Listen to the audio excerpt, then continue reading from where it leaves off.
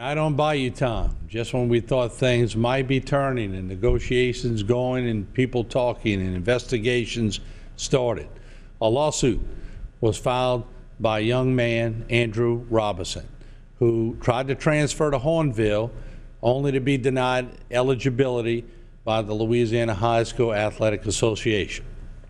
Today, we received a copy of the lawsuit that he filed against Vanderbilt Catholic, Coach Jeremy Atwell, and Hornville High School, interestingly enough. I'll be joined by Hillary Domang on the set tonight, and also a local attorney. We'll try to make sense of all this tonight on Bayou Time. Deep in the heart of the bayou, we are gathered here tonight.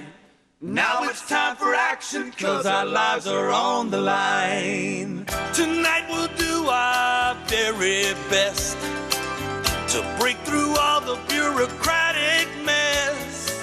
The time has come tonight, 'cause it's Bayou Time. Show what Louisiana's all about. Now, from the Eugene Folse Studios in Houma, here's Martin Folse.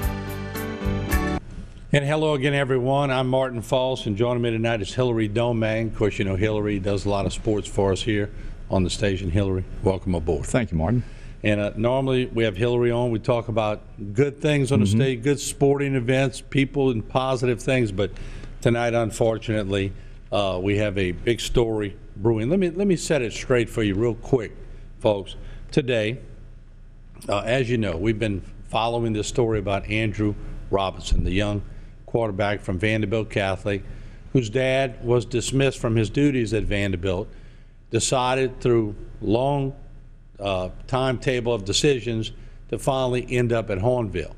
Well, there was a concurrence form filled out by Vanderbilt Catholic, and to make a long story short, we've sort of brought you up to speed on this already. Young Mr. Robinson, the quarterback that transferred, was ruled ineligible by the Louisiana High School Athletic Association. There's a lot of reasons why. We'll get into that tonight. But nonetheless, today, a restraining order was submitted on behalf of the young player, which basically would set the scene to allow him to play football tomorrow night, which would be Friday night, depending on when you're watching this program, at Hornville High. Now, hold up. We remember, and before I get to a statement issued by the Robisons, I want to turn to Hillary, because Hillary, we remember certainly that Coach Kathy Luke had a similar situation where rulings were going on. Teams thought, oh, we're in the clear. Kathy thought she was going to play in the state finals. They were there at the state finals warming up. And 3 minutes before, whenever it happened, the Baton Rouge district came back and overturned the local district, saying it was out of your jurisdiction, overturned it, and we all know that, and that's why me and you know, this ruling today, probably a lot of people celebrating at Hornville and thinking that the young man will play. Hold your horses, settle down, because it has to, the LHSAA has their own people in Baton Rouge that could overturn this, correctly? That's correct. And right now it is a temporary restraining order. And even Hornville right now has not said that Andrew Robison will be eligible to play tomorrow night against Destrehan. Well, technically, with the TRO, he is eligible. However, Hornville does not want to incur any repercussions from the LHSAA if they play him and then a permanent restraining order is denied. So Hornville is covering all their bases. They would like for Robison to play. They were expecting him to be their starting quarterback this year, and it's a huge game against Destrehan tomorrow night. But at the same time, Hornville does not want to. They've already lost their coach, Sultan Macchio, for 4 games. They were fined $2,500, and they lost their starting quarterback, Andrew Robison, suspended for the entire year. They don't want to incur any other penalty, so they are making sure to read everything in this TRO and to make sure that they are covered in case they play him and all of a sudden it's reversed. So nothing is settled yet. All right, what I want to reiterate to the public tonight, and I want to tell you that we have called young Andrew Robison's attorney. We've called Mr. David Moore. I left a message on his machine. I have not heard back from him yet as of this news time. I have talked to members of the Diocese of Houma-Thibodaux, and they just found out about the lawsuit. They were in meetings all day on all kind of topics and already had started an investigation at Vanderbilt that the bishop had initiated after my interview with Father Mark Toops, and they were starting to try to get all the facts on this matter. This afternoon, they get a lawsuit from Andrew Robison, and they're named in the lawsuit. So needless to say, everything has changed. They're having to go through their attorneys to find out exactly what this is all about. And as of news time, I can assure you, probably no one will appear on Bayou Time because they haven't even read the lawsuit yet. So this is going to be days of sifting through this. Also, I talked with Hornville High School. I want to bring up a statement that I talked with Stevie Crevetto at Hornville, and she sent me this. We just received the court documents. We are in the preliminary stages of reviewing them and are awaiting legal guidance. So on the Hornville side, they've just received it. So once again, it's going to take some time to sink your teeth into it. However, we have the lawsuit. It's 40 some odd pages long. It's a lot to delve into.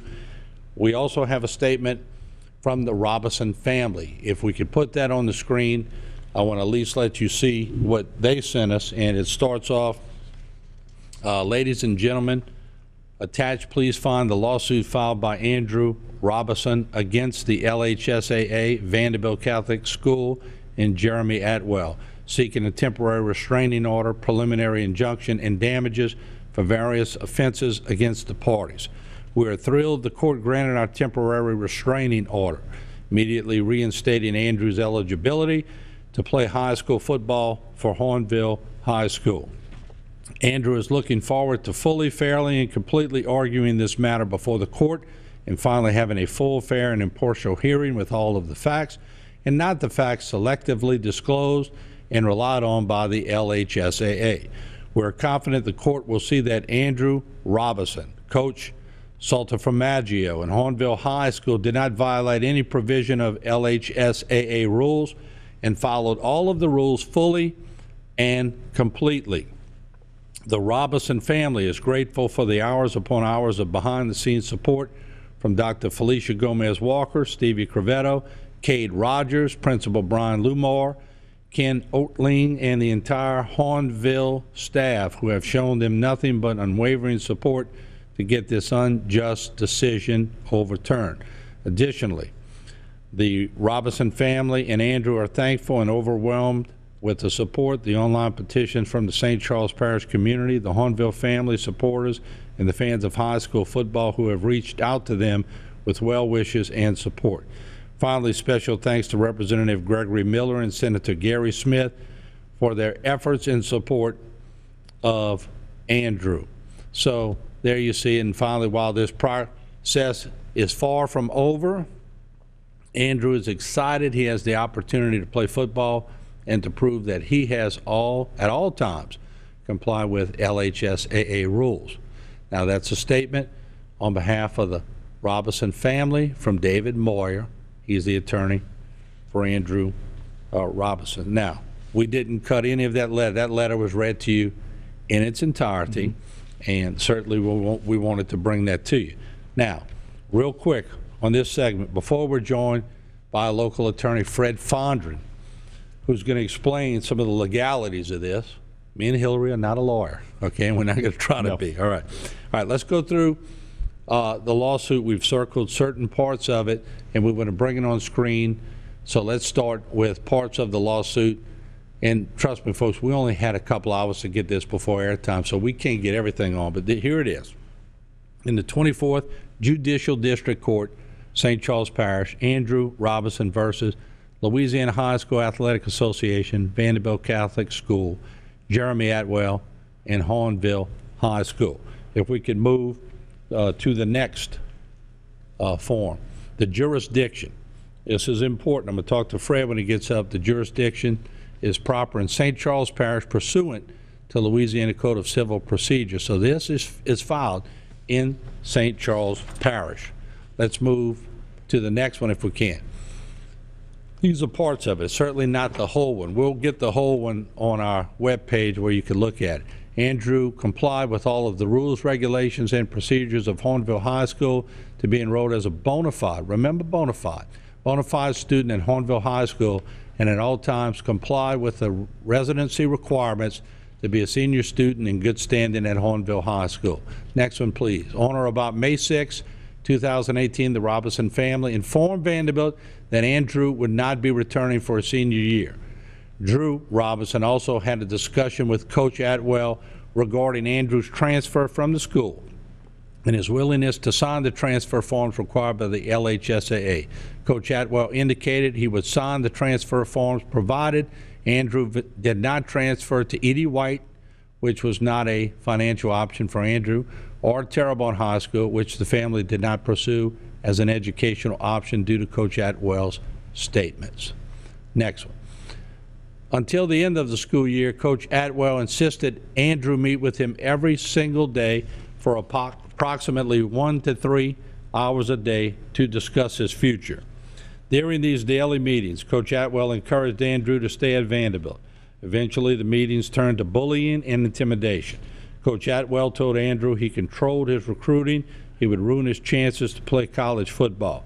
He told Andrew he had no loyalty and was a low-character guy. Additionally, Coach Atwell caused Andrew's personal locker to be broken into, removed approximately $500 of Andrew's personal belongings, and gave them to other members of the team. Now remember, this is the lawsuit that has been filed on behalf of the Robisons. I've already asked about certain of these, and there are going to be contradictory items of this nature. I guess what I'm saying is in a lawsuit, there are multiple sides, and this one has multiple sides. We have not heard from 2 of the other 3 involved. So, all right, let's get back to it real quick. On or about May 18th, the Robison family initiated contact with the Hornville High School to arrange for a tour of the school and the facilities. The Robison family met at length with school administrators to go over Andrew's high school transcript to make sure his credits from Vanderbilt would transfer to Hornville High School. After making a determination that Andrew would be on target to graduate on schedule and that Hornville was a good fit for Andrew academically and for the family financially, the Robison family began the enrollment and moving process to Hornville High School, as well as the withdrawal process from Vanderbilt Catholic High School. And then on or about May 15, 2018, Vanderbilt supplied a transcript to the Robison family to give to Hornville High School to begin the enrollment process at Hornville. And they have a redacted transcript. I did look it over. It is there to reference. Also, on or about May 15th, the Robisons contracted with a realtor to put their house in Houma up for sale. On May 17, 2018, the Robison family signed and executed a lease on an apartment within the Hornville High School residential zone, and we'll have that. We'll have more on the residential part of this when we have Fred Fondren up here also. Number 28 of the lawsuit. As part of the Vanderbilt rules and procedures, the parent or guardian must meet with an administrator for an exit interview. The exit interview occurred on May 17th between Drew and Collier Robison, the Vanderbilt Dean of Students, Jason Daigle. At this meeting, the Robisons informed Vanderbilt that Andrew would be enrolling at Hornville High School.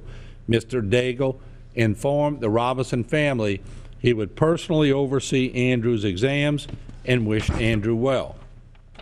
On or about May 16th, 17th, Andrew Robison was informed that he would be on the cover of a Louisiana high school magazine for his football abilities. On May 17th, Andrew asked Coach Atwell if he could wear his Vanderbilt jersey for the football cover shot, which was to take place on May 20th. The magazine was not to be published and distributed until August. Coach Atwell denied Andrew's request to wear the Vanderbilt jersey. On May 18th, the Robison family submitted all of the paperwork to Hornville High School to formally enroll Andrew in school after concluding their exit interview with Vanderbilt. On or about May 18th, Andrew asked a friend and another Hornville student if he could get a Hornville jersey to wear for the magazine shoot. The student acquired the jersey for Andrew prior to the photo shoot. And on June 18th, the Robisons received an offer to purchase their Houma house with an August 1st closing date. That sale ultimately fell through, didn't go down. On or about August 3rd, 2018, the Robisons received a second offer to purchase their home. That sale closed on August 31st, 2018, prior to any Hornville football games being played. On or about August 14th, Vanderbilt Catholic School, through their principal Jeremy Geldner, submitted an LHSAA transfer concurrence form to the LHSAA, accusing Andrew and Hornville High School of violations of LHSAA rules. And they do have an exhibit. We'll talk with the attorney about that. And incorporated herein by reference, principals of LHSAA member institutions are required to take and pass an examination of LHSAA rules, and it assumed principals are familiar with the rules and consequences of the same. The form submitted by Jeremy Geldner as principal of Vanderbilt was knowingly false, misleading, and was submitted with the knowing intent to harm Andrew. Now, I want to stop right there because it's getting into some very critical stages in this. And Hillary, I think I'm going to stop. We'll continue with the allegation. But in speaking with the diocese and speaking with Father Mark Toops, who I interviewed for an hour on this, and today I was on the phone with Mr. Lonnie Thibodeau. And although they can't really comment because they haven't dove into the actual lawsuit, they are telling me that the principal has to fill out these reports to the best of their knowledge, because if they don't, they get hammered. That's right. So it's a catch-22 here. Hornville's saying Jeremy Geld, and I always told everybody number 13 is the thing that got everything going. When on number 13, it talks about, do you know of anything that possibly went wrong? And I'm paraphrasing. And he fills it out. Well, that's what causes an investigation. That's what causes everybody to get into motion. But if he doesn't fill it out and he knows some things, he could get hammered. Is that what you know? They could be liable. That's correct. Yeah. You have to fill out the form to information of your knowledge and pass that on to the school where whoever is transferring to, not just for Andrew Robison, but for any other transfer to another school. You have the form you have to fill out. And under item 13, it asks you if there's anything that you know, any information you know that they should know about the student that is transferring. And on that, make a long story short, there are two things on that say, one, that they don't believe he's meeting the residential requirements, and two, bona fide. Yeah, and bona two, fide, yeah. Don't think that they think that there was some tampering, that there was some recruitment involved in this. So there's two things that was listed on that from Vanderbilt that went to Hornville, and that raised some red flags, not only with Hornville, but of course with the LHSAA as well. And I will tell the audience that later on, we're going to take a break now. Later, I'm going to read you their findings so that we don't want anything on this desk to be speculation. Everything we're telling you is from the lawsuit, from the reports, and we only have 1/4 of the lawsuit because we don't have Coach Atwell, we don't have Vanderbilt Catholic, we don't have Hornville statement, we have the Robisons. So we have 25% of the story. But this story is going to evolve. So there's going to be a lot of lawyering up and a lot of talk back and a lot of things that go with it. Now, just because you put it on paper doesn't mean there won't be some rebuttals. There are some rebuttals on the Robisons' methods of how they did things or their findings and reports to the LHSAA. That's why we have legal counsel coming up here to tell us what that's all about. Let's take a break. We'll have more. Don't go away.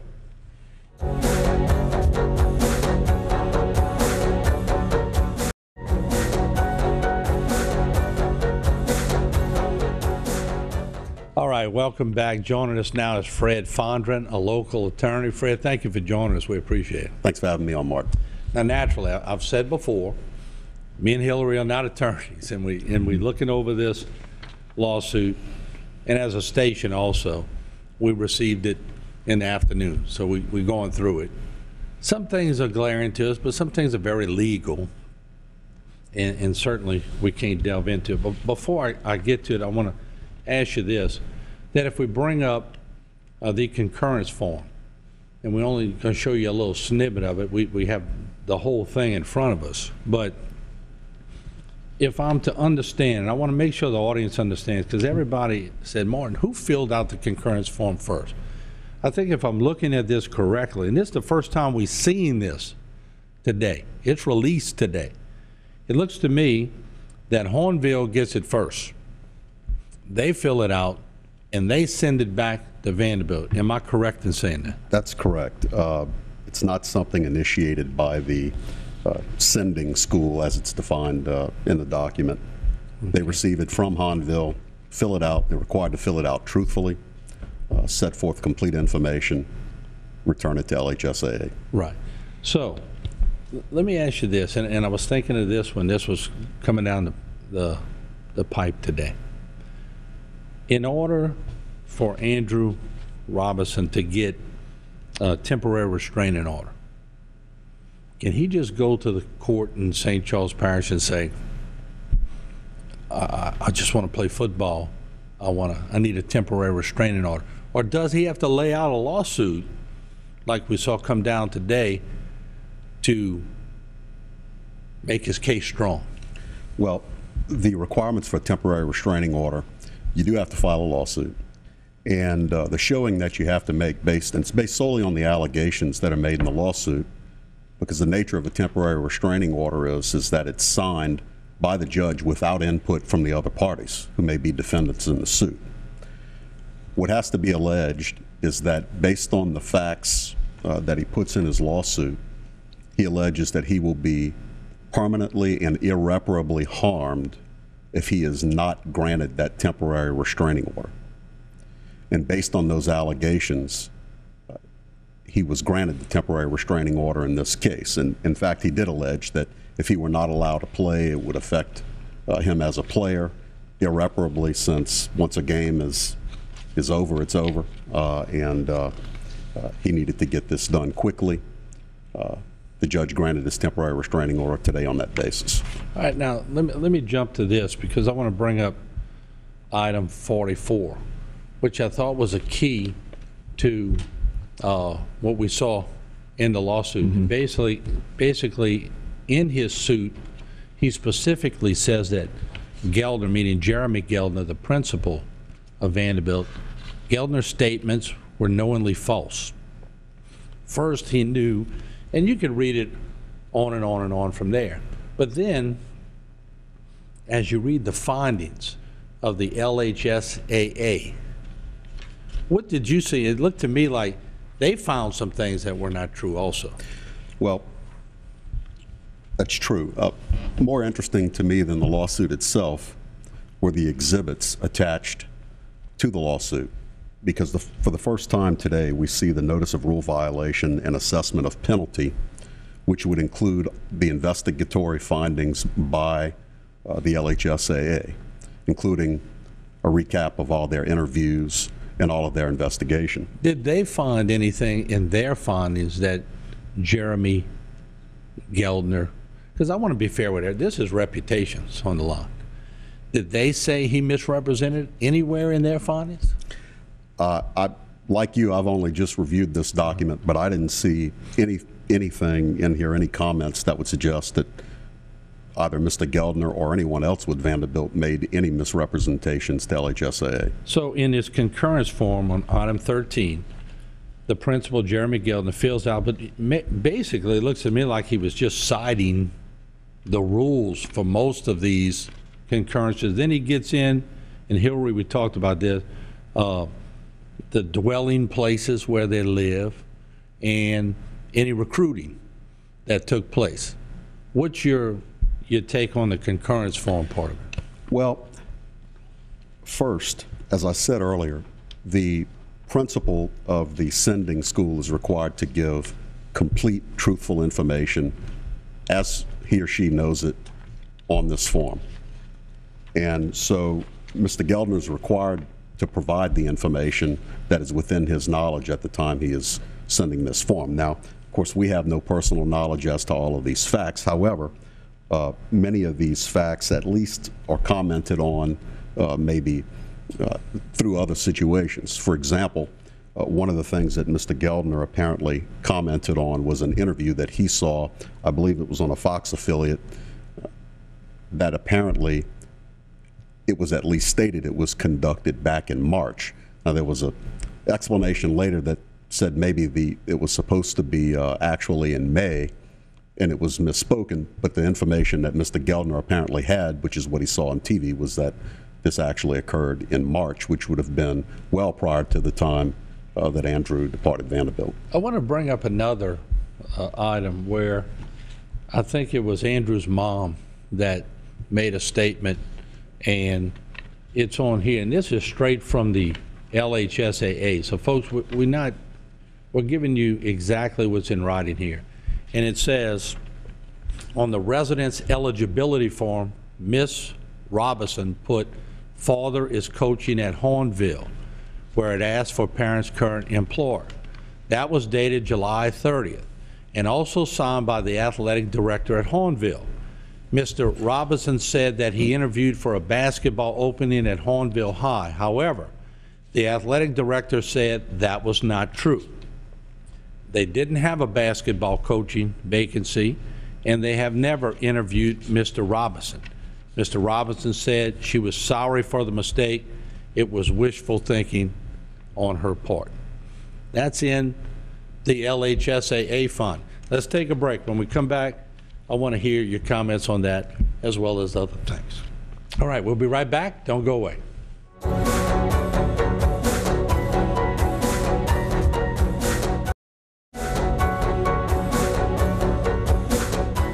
All right, welcome back. We're trying to make sense of a lot of things. And once again, we're getting this pretty fresh. It's a lot of paperwork, a lot of this stuff you won't see in your screen, so we'll talk about it. But I want to bring up the residence eligibility form again. And as we're looking at this, I want everyone to keep in mind that, now that's the concurrence form. Let's bring up the residence eligibility, which was the on the residence eligibility form. But nonetheless, let's keep the conversation going. It seems to me that the LHSAA, we've been waiting to hear why. We're finding out why there was a year suspension and the coach got 4 games. I want to ask the legal mind, what did you see in there? I'm looking at it, I'm seeing obvious things, but what did you see legally? Well, what the LHSAA obviously focused on was whether or not there was a bona fide change in residence. That's what they seem to seize upon, both relative to their form and also the interviews that they conducted. And there are a few examples here. One is the one you just pointed out, the inconsistencies about the father's job. It looks like part of what they considered was whether or not Mr. Robison would have employment in the area in which they moved, St. Charles Parish. Both he and his wife on the form, and he in his interview apparently indicated that he had interviewed for a coaching position at Hornville. I believe Mrs. Robinson indicated that he had one. The athletic director apparently backed that up on the form initially, but when ultimately interviewed by LHSAA, indicated that that interview never took place, that they didn't have an opening on the basketball team for a coach. But how could you have a signed form and then they don't back it up? I mean, that's speculation, but I mean, to me, it's obvious. That may be indeed why the LHSAA fined Hornville $2,500. Maybe because of that. It could be. It could be that the AD just didn't carefully review the form. Yeah. But ultimately, he indicated that there was no basketball job even available, so there was no interview. Why did Coach Salt get 4-game suspension, in your opinion, looking over this? Well, what we saw relative to Coach Salt involved the jersey, and they talked about the jersey in the lawsuit. Coach Atwell not allowing Andrew to wear a Vanderbilt jersey to take pictures for a prospective magazine cover because he would no longer be attending Vanderbilt. Andrew had indicated, I believe both in an interview and also in the lawsuit, they allege that Andrew apparently got a jersey from a friend of his at Hahnville to wear for the shoot. But when interviewed, Coach Salt admitted that he had provided the jersey. It says here, he admitted to giving Andrew a jersey to wear so he could be in the shoot. Coach Salt said that even though he knew it may be a violation, he believed that Andrew deserved the honor of being in the picture on the cover of the magazine and didn't feel like Andrew should be punished simply because he transferred. So apparently he made a decision to do that on his own, knowing that it might ultimately be decided that it was a violation, but went ahead and did it anyway. Well, hold that thought. We have a lot more to talk about. And folks, just keep in mind as we're bringing you this, that the ones that are suffering, keep in mind, we got Vanderbilt players playing at homecoming Friday night. We have Hahnville playing one of their biggest games against Destrehan. With all this going on, and to be honest, I think the young Robison kid is at the realm of adults, to be quite honest with you. And Hillary, me and you talked about that quite a bit, and we'll come back to that. But so we have kids suffering because of boneheaded moves by some people that are obvious, and we've got, it seems to me, allegedly, all the stories aren't matching up, which puts a red flag up. The LHSAA is making their ruling. So there's a lot to decipher here. And we only have one side of the lawsuit, Andrew Robison. We don't know what Vanderbilt's thinking. We don't know what Hahnville's thinking. We don't know what Coach Atwell's thinking at this point. We'll take a break. We'll be right back.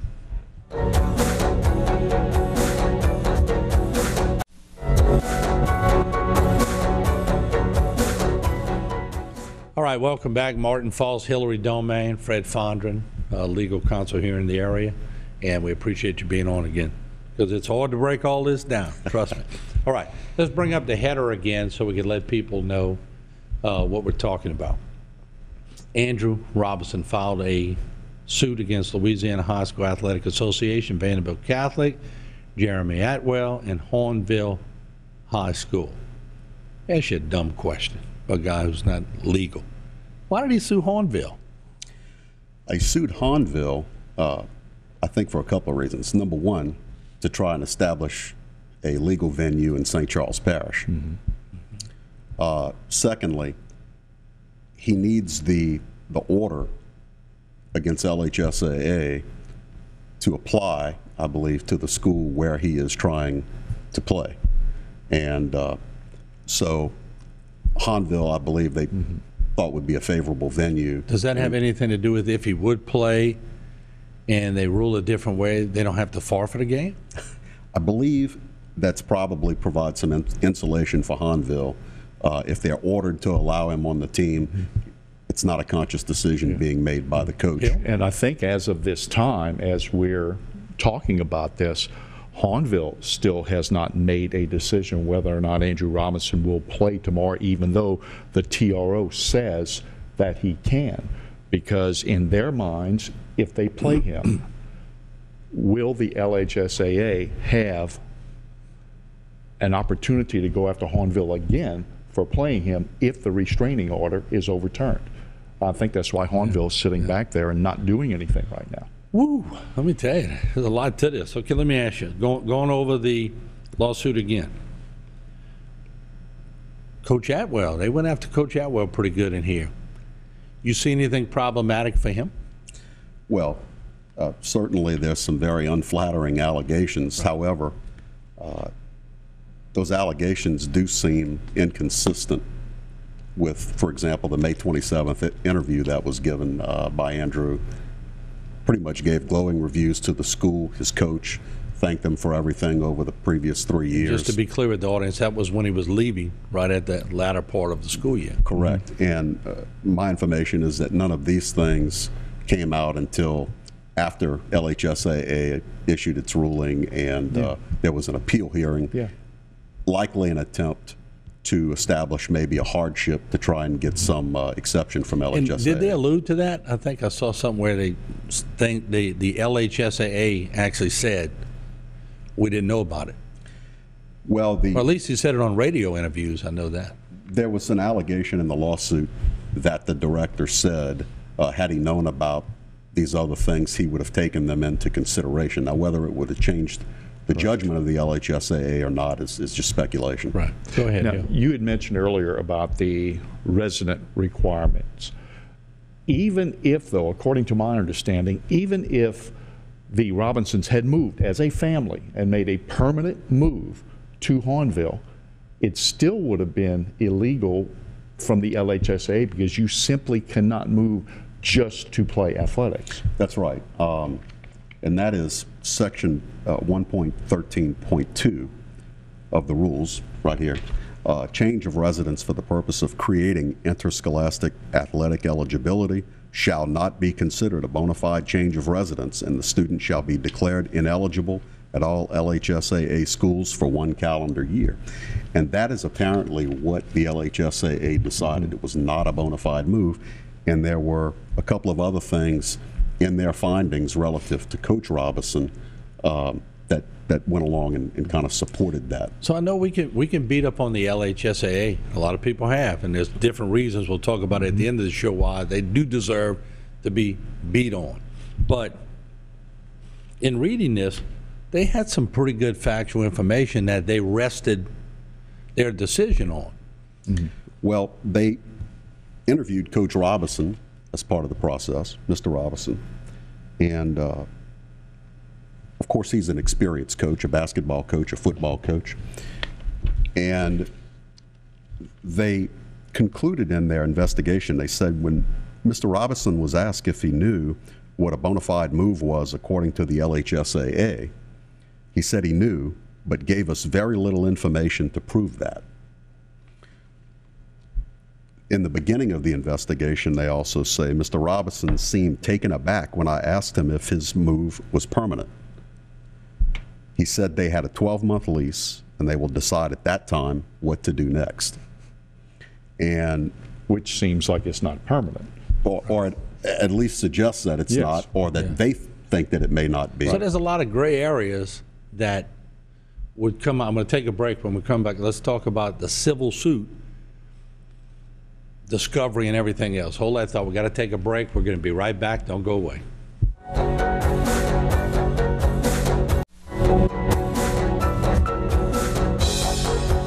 All right, welcome back. Hillary Domain joining us, and also Fred Fondren. We're breaking down the lawsuit. And tell you what, when you really look at it, we're only hearing from one quarter. Mm-hmm. The other side's going to answer. So anything you see, they got to prove their case, absolutely. What do you see in that lawsuit, Fred? Well, there are a lot of allegations against the school, Mr. Geltner, Coach Atwell, and as you say, ultimately they'll have to prove those allegations. Those things are separate. That's part of a damage suit. That'll be handled separately from the TRO. TRO is set for hearing on September the 26th in St. Charles Parish. The rest of this lawsuit will be handled in the normal course. They'll have to go through discovery. They'll have to answer questions. They'll take depositions. There'll be a defense of the case. It won't be all one-sided. And ultimately, they will have to provide proof of these allegations. There does appear to be some information out there right now that I've seen personally that contradicts some of the allegations made in the lawsuit, but those things will be reconciled in the discovery process. Yeah, we certainly don't want to try those on HTV. We'll let the process take. We just want to state the facts. But Hill, I know you had a follow-up. Well, and as you said, when you look at the allegations, when it comes to the next step is discovery. And they're going to have to prove these allegations, the things that they are saying that Coach Atwell said and did. They're stated in the lawsuit, and it shows harm to Andrew Robison stated in there, which is the purpose of the TRO. But then they have to prove it. Do they have Coach Atwell on tape saying any of these things? I mean, they're going to have to come up with substantial proof that these things actually happened. They'll have to provide whatever evidence they have. Or witnesses. All Yeah. witnesses. All witnesses, And documents, anything that supports their position will be discoverable by the defendants in the lawsuit. And of course, the defendants will be able to produce contradictory evidence to try to offset anything that's produced against them. So, like everything else, there's there's two sides to every story. In this case, there's probably multiple sides Exactly. to the story. As I see this, and I'm thinking about 13 to me is the smoking gun on the concurrence form. People say, well, why you say that? He filled it out. It irritated Hornville to no end, I'm sure.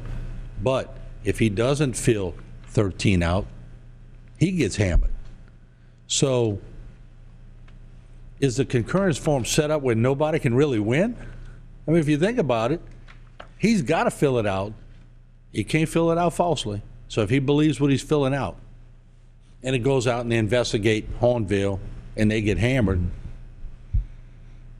it's set up to fail, isn't it? One thing over the years, if I can, Fred, one thing over the years which has been a criticism of the LHSAA for a long time, many of the schools never filled out anything on it. 13 was left blank. So then it was up to the LHSAA to be proactive and check out everything. Do you realize how many transfers that they have that they would have to look at each and every year and investigate if nothing was filled out on that form? And I'm told that if you don't fill out 13, there's no investigation. Most of the time, unless someone complains about it, which we know of situations where that has happened. I think the only remedy in this down the line maybe for the Robinson family is the LHSAA's long history of alleged selective enforcement. And over the past few days, my goodness, we all have heard about that so often in social media and on radio shows and TV shows, whatever, about situations And let's do just this. like that. Going to the break, I want to show Mr. Geldner sent an email out, and I want to be across the board fair. We want to show as much as we can. And there's his email, and he sent this to Mrs. Ballard, and it's on the eligibility concern for Andrew Robinson, and he attached a photo which is so bad. I mean, the copy we got was just real blacked out, and you really can't tell it. But so the eligibility concern. So Mr. Geldner was sending out information, which I think is taken by the other side as not real cool, but at the same point, I'm told by everybody in the legal realm, you have to fill it out. If you know it, you got to fill it out, or you're going to get hammered, and that would be falsifying a document. So you're damned if you do, and you're damned if you do. We're going to take a short break. We'll come back, and we're going to talk some more about this. Don't go away.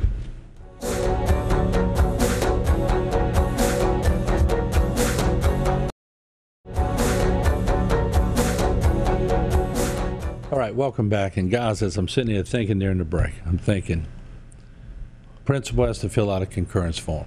He does it. He answers to the best of his ability, sends it off, causes some tensions. The other school just wanted a good quarterback who was leaving Vanderbilt because his dad got dismissed for reasons that the school and everybody knows by now. The kid just wants to play football. The Vanderbilt players, they don't want to hear all this. The Hornville players don't want to hear all this. Because of all kind of screwed up regulations that may be unclear to a lot of people, the kid is suffering. Two teams are suffering. The adults are managed. But 16, 17, and 18-year-old kids are suffering. The biggest thing out of all of this, and we haven't touched on it yet tonight, is the fact that no matter who's at fault with this, it's not Andrew Robison. And he is losing his senior year of playing football, where he is a very good quarterback, one of the top probably 50 or 60 players in the state of Louisiana. Schools are looking at him to be a quarterback on the next level. He is missing his senior year of high school. He did not make any of these decisions.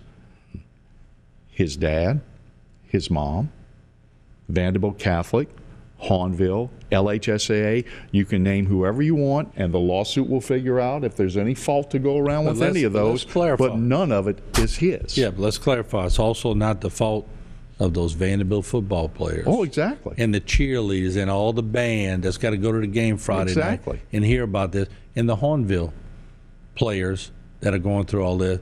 And I just think it's a sad moment for high school sports when we should be talking about a big homecoming game coming up. Right. But we're not the only ones, Fred, that agree that he ought to be playing. No. According to the LHSAA investigators, both Mr. Geldner and Coach Atwell were effusive in their praise for Andrew, saying he's not just a good football player, but a fine, upstanding young man.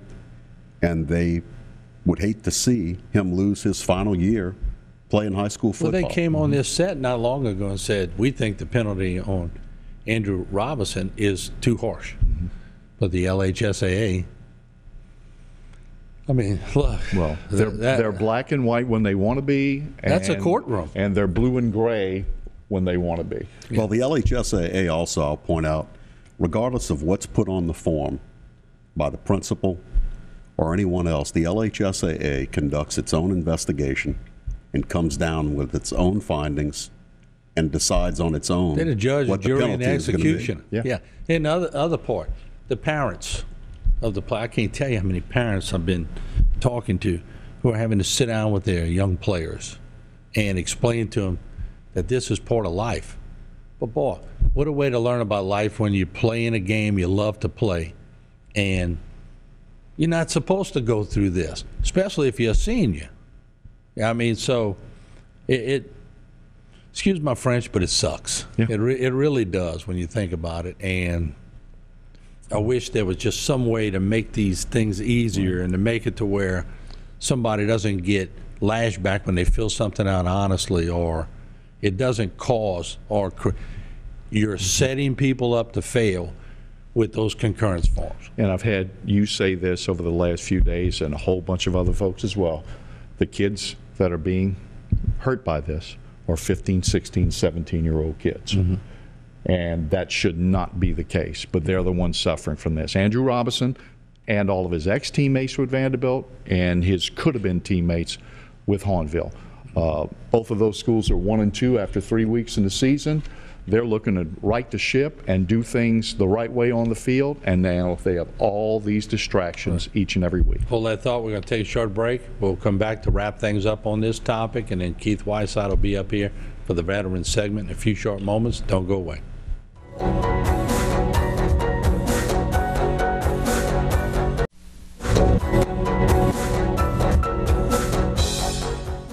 All right, welcome back as we wrap things up in a very tough story, and one that we hope finds some closure for the benefit of everybody involved. But let me ask you this. I'm sitting here, and as we're talking, I'm thinking, all right, we know where the Vanderbilt principal's at on all this. We know the coach has allegations against him. We know where the young player is. We know the teams are hurt. But the principal of Hahnville, Brian Lumore, has anybody asked him what he knew and when he knew it and all? I haven't seen anything from their side yet. I didn't see any recount of any interview with him, any conversations with him in the LHSAA findings. It's not to say they didn't speak with him, but it's not recounted in there. Just a hypothetical question. Did Jeremy Geldner call him before he sent?